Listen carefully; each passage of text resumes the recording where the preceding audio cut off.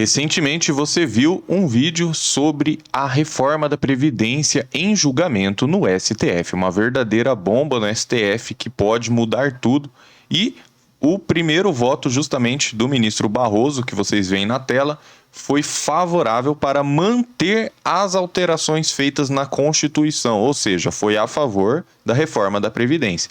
Mas aí você me pergunta, doutor Nakamura, mas a emenda constitucional, né? Primeiro de tudo, o que é isso? É um nome até meio feio, né? Emenda a Constituição e vai emendar a Constituição? Como que é isso? Emenda constitucional é o nome formal que se dá a uma alteração na Constituição.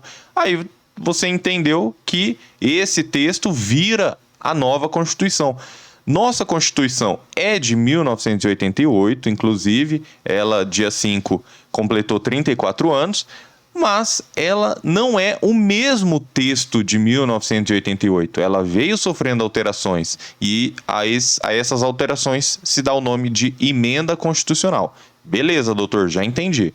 Agora eu quero saber se uma emenda constitucional pode ser declarada inconstitucional. É isso mesmo? Será que a própria Constituição pode ser inconstitucional? E sobre isso eu trago aqui um artigo do próprio Senado Federal. Uma emenda constitucional emanada, portanto, de constituinte derivada, incidindo em violação à Constituição originária, pode ser declarada inconstitucional pelo Supremo Tribunal Federal, cuja função principal é de guarda da Constituição, uma emenda da ADIM. Então, o próprio STF decidiu isso.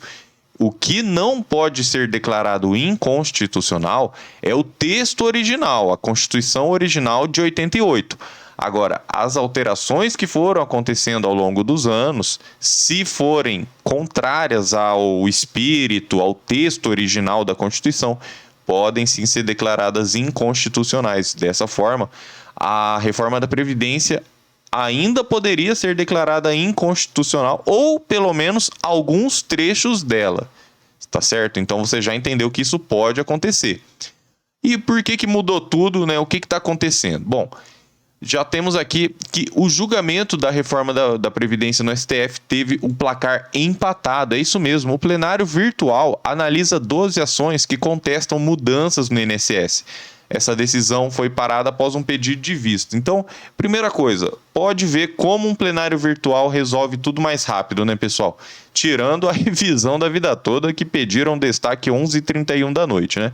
Tirando isso aí, o plenário virtual ele anda muito mais rápido, porque é só depositar o voto lá.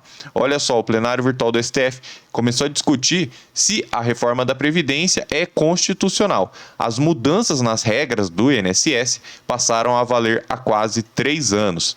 E com um voto pela constitucionalidade e um voto divergente, né, os outros ministros foram acompanhando esses votos, então o julgamento está empatado e foi paralisado após um pedido de vista, não é um pedido de destaque, tá bom? Ao todo foram condensadas 12 ADIs, ações diretas de inconstitucionalidade, em um único julgamento.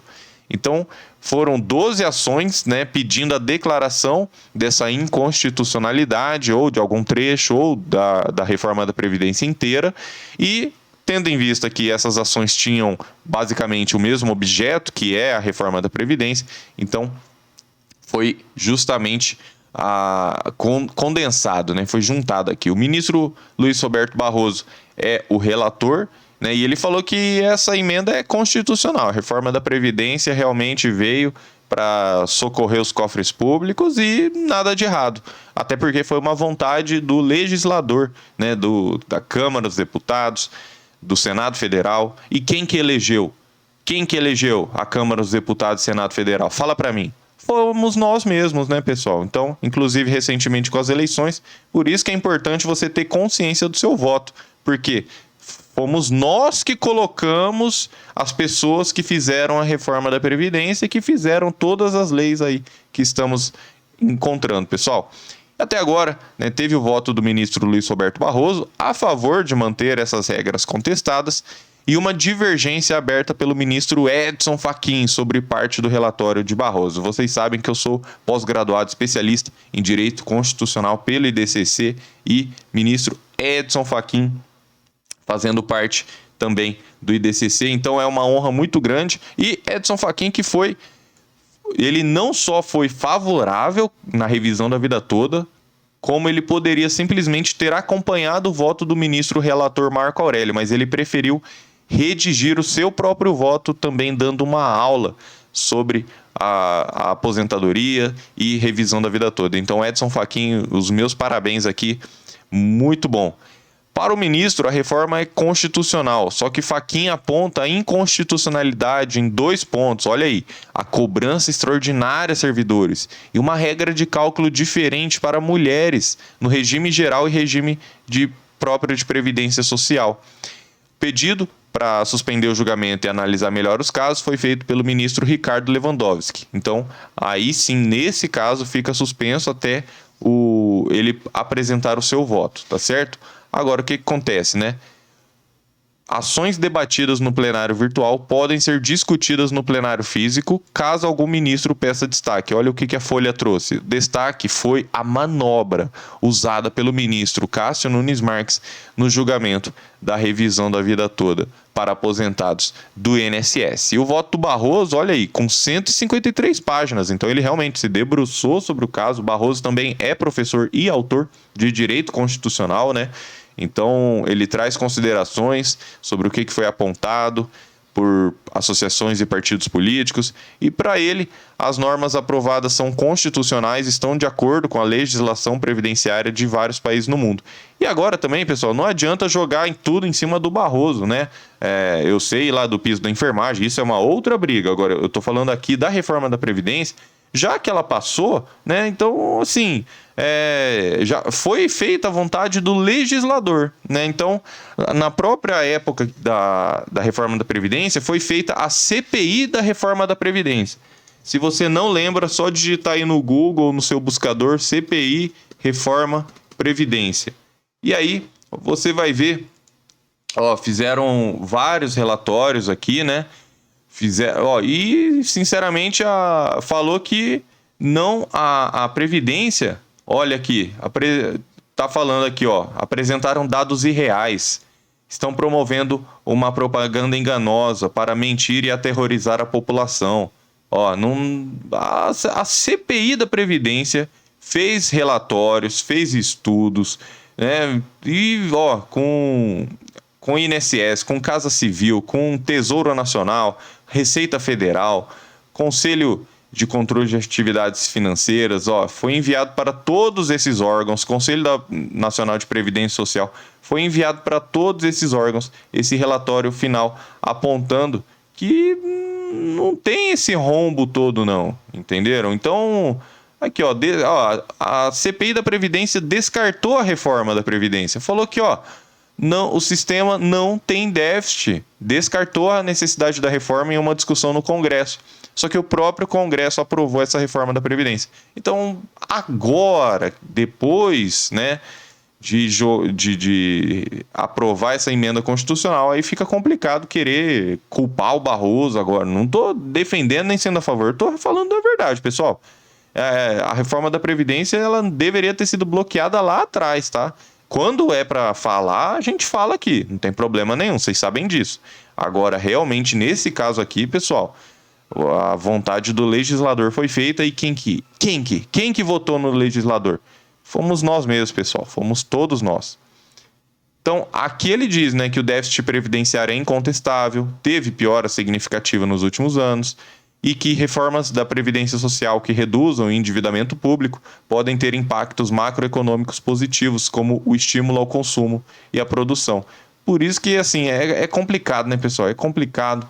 Então, o julgamento agora está empatado, né, sobre a inconstitucionalidade da reforma da Previdência e vamos seguindo aqui, porque olha só o que a senhora Guida Moraes disse. Gente, pelo amor de Deus, sinto que estou sendo roubada à mão armada e não tem ninguém para procurar. É triste um engenheiro pagar o INSS no teto máximo para ter uma aposentadoria digna e hoje o marido dela recebe R$ 1.200. Olha que absurdo, o engenheiro estudou, trabalhou e pagando o teto máximo e aí você sabe que o teto está acima de R$ 7.000, né?